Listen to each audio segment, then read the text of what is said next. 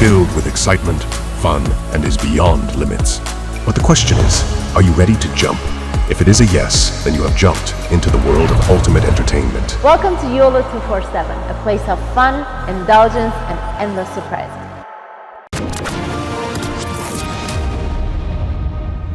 भारत किसी को मारना नहीं चाहता और मुझे ऐसा लगता है कि ये बात पे हमें विश्वास करना चाहिए। क्रिटिसाइजिंग इंडिया जो सिर्फ भारत की अगर तनकीद कर रहा है या उल्टी सीधी बातें कर रहा है, जब वो आए तो लोग आपसे बात न करें, आपके दोस्त से बात करें, तो आपके दिल में थोड़ी सी तो ठेस पहुंचेगी। जय हिंद दोस्तों, मैं हूं मेजर गौरवारी और आप देख रहे हैं आज की ताज़ा तरीन खबरें। अंजू थॉमस जो भाग गई थी भारत से पाकिस्तान में अपने फेसबुक फ्रेंड से शादी करने के लिए, और लोग कहते हैं कि उनका कन्वर्जन भी हुआ, वो मुसलमान भी बनी, वहाँ पे उनकी शादी भी हुई, फिर पता नहीं उनको क्या याद आ गई भारत की और वो वापस भारत आ गई। अभी this is Veer Zaara in reverse, ये रिवर्स गियर में वीर ज़ारा चल रहा है। देखिए अब वो वापस भारत आ गई और नसरुल्लाह बेचारे को छोड़ के वहाँ पे, और यहाँ पे आके पाकिस्तान के गाने गा रही हैं, पाकिस्तान का प्रोपेगेंडा कर रही हैं, ये कह रही हैं कि पाकिस्तान बहुत अच्छा है, वहाँ के लोग बहुत अच्छे हैं। तो बहन अगर पाकिस्तान इतना अच्छा है तो आप छोड़ के क्यों आई?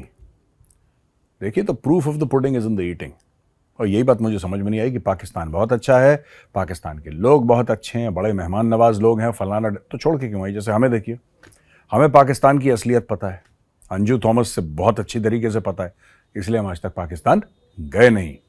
यही फ़र्क है दोस्तों हम में और अंजू थॉमस में। उसको असलियत नहीं पता है, वो तारीफ कर रही है लेकिन भाग कर आ गई, हमें असलियत पता है इसलिए हम गए नहीं। एनीवे, सेकंड पॉइंट पे आते हैं, गुरपतवंत सिंह पन्नू।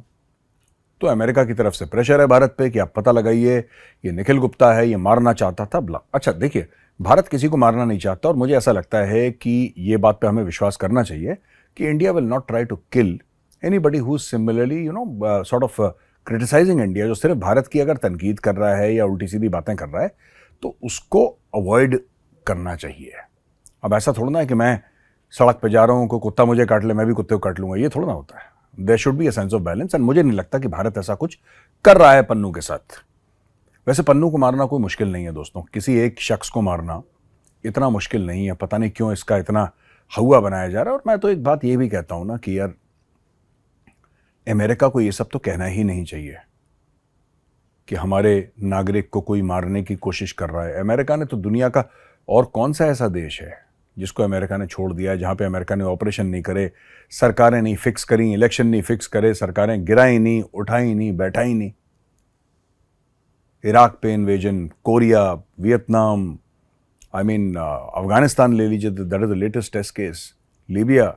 तो दुनिया भर में तो इन लोगों ने आग लगा रखी है। एक पन्नू के पीछे पता नहीं क्यों जान छिड़क रहे हैं अमेरिकन। पन्नू नहीं हो गया, जो बाइडेन हो गया। इतना ज़्यादा इंपॉर्टेंस मुझे समझ में नहीं आता क्या बात है, लेकिन एनीवे वी आर नॉट। देखिए मैं तो बार बार, मैंने कल टेलीविजन पे भी यही बोला था, अर्नब की डिबेट पे मैंने यही बात बोली थी यार, अगर भारत चाहता कि पन्नू मर जाए तो पन्नू मर चुका होता अभी तक। पन्नू को दुनिया की कोई ताकत बचा नहीं सकती। If we wanted Pannun dead, Pannun would be dead. There is no way Pannun would have lived. The only thing is that we do not want Pannun dead, we don't care about Pannun. हमारे एम्स कुछ अलग हैं। और खुद सोचिए ना, आखिर भारत क्यों करेगा? भारत की डिप्लोमेसी इतनी बढ़िया चल रही है, भारत की इकोनॉमी इतनी अच्छी चल रही है, सब कुछ इतना अच्छा चल रहा है, तो भारत क्यों ये सब चीज़ें खराब करेगा एक ऐसे आदमी के लिए जिसकी कोई वैल्यू ही नहीं है? ये सब एक षड्यंत्र है, ये सब कॉन्स्पिरेसी है जो कि अमेरिका ने रची है। और अमेरिका ने इसलिए रची है क्योंकि कोई नहीं चाहता, मैंने कल भी समझाया था, कोई ये नहीं चाहता कि कोई भी आपका दोस्ती हो वो इतनी तरक्की करे, वो इतनी ज़्यादा तरक्की करे कि लोग उस कमरे में जब वो आए तो लोग आपसे बात ना करें, आपके दोस्त से बात करें, तो आपके दिल में थोड़ी सी तो ठेस पहुंचेगी।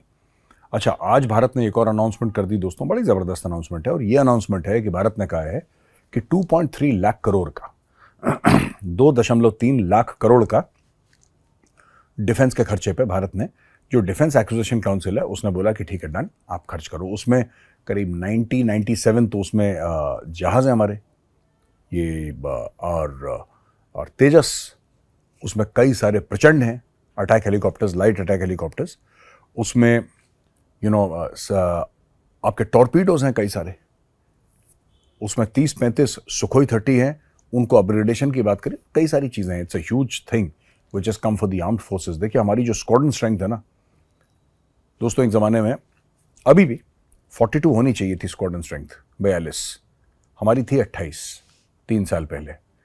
अब वो 30 बनी है, 31 बनी है, I can't say for sure because most of these things are confidential, इतनी डिस्कस भी नहीं होती खुलेआम ये सब, लेकिन बड़ी हैं 2-3, इनको बढ़ाना है वापस। और कई लोगों ने मुझे बोला है कि we need more than 42 actually. तो जिस स्पीड से हमें बढ़ाना है दोस्तों, जिस स्पीड से हमें ये नई टेक्नोलॉजी लानी है, अगर हमें चाइना को फेस करना है, अगर हमें पाकिस्तान को फेस करना है, तो फिर वो वो धीरे धीरे वाला काम हो नहीं सकता। इससे भारत की जो आंतरिक सुरक्षा है और भारत की वैसे भी जो सुरक्षा है उसमें बहुत बड़ा एक खलल पड़ जाएगा, एक प्रॉब्लम पड़ जाएगी दोस्तों। तो दोस्तों यहाँ पे मेरा वीडियो खत्म होता है। ये वीडियो कैसा लगा बताइएगा, कमेंट सेक्शन में लिखिए। फिर हाजिर होऊंगा जल्दी एक नई वीडियो के साथ। तब तक के लिए जय हिंद।